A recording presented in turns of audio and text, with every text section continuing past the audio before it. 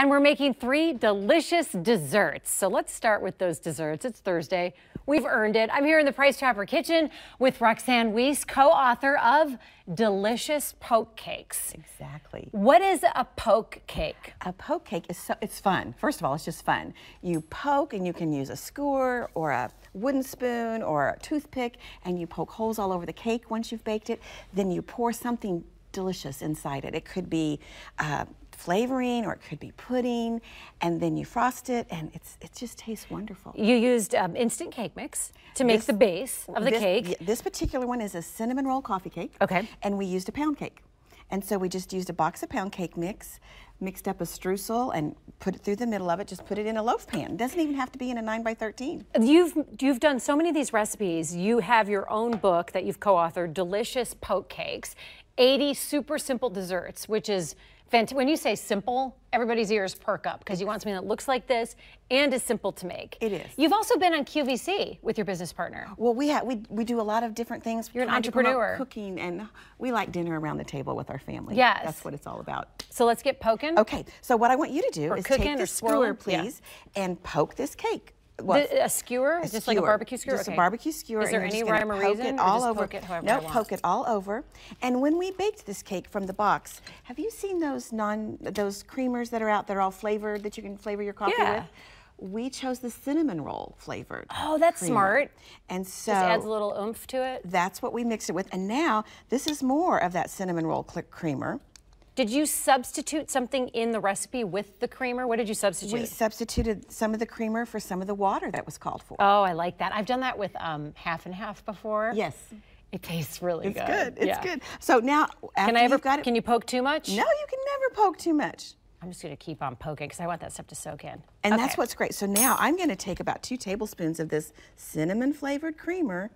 And look how it just kind of goes in. You're filling the holes with it. I'm filling the holes. And you know, it's Thursday. We might even put a little bit more in just because you can't get too much of that. And so then it's ready to frost or ice. So I'm going to put, again, more of this, about 3 or 4 tablespoons of the cinnamon roll creamer.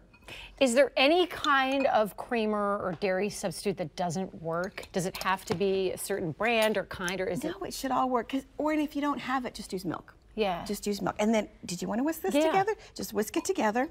Okay. So how much powdered sugar is this? This is about 2½ cups of powdered sugar.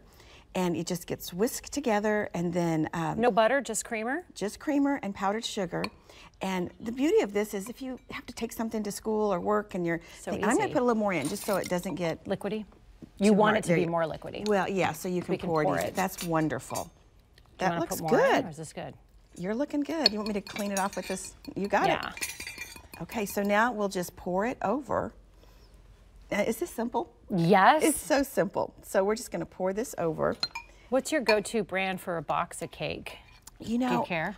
I don't care. I don't care. I like them all. Some of them, and sometimes in all the books that we've written, and we've done lots on baking, sometimes the least expensive ones are the best for this kind of thing because you're going to really do all this wonderful stuff to it. So you don't have to pay for the premium one that you might use if you were just going to make something. There are so many people with dietary restrictions. You could get the gluten-free cake. Absolutely. You could get vegan cake. You could completely adjust this to your liking and your whatever restrictions or requirements you have for your diet. Absolutely, and that's the fun of it. And you know, the thing about the poke cake is you don't have to go to the grocery store and spend money at the bakery there. No. You can make it yourself. And it's done very easily. And so we just let this cool? You put it in the fridge or what? You just let it set up, and when it sets up, it's going to get hard like this one.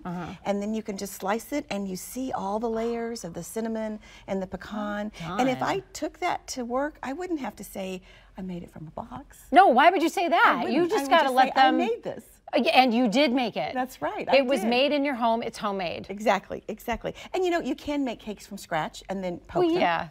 And that would be certainly okay too. So it's a win-win. Yeah, absolutely. That looks delicious. And we're not done with you yet. We're going to have your business partner come on and make a different kind of poke cake.